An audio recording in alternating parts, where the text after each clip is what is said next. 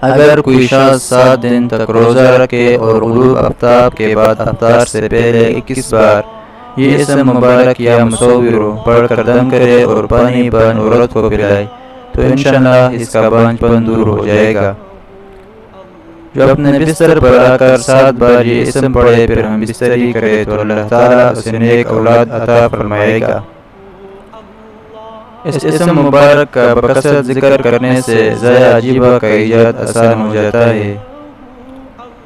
جو اس اسم کو بکثرت ورد کرے اس کے لیے مشکل کام آسان ہو جاتے ہیں۔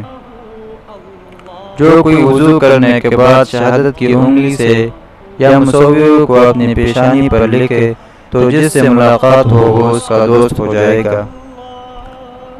جو اسے پانی پر پڑھ کر دم کرے اور پی لے تو اعلیٰ مرتبہ پائے گا۔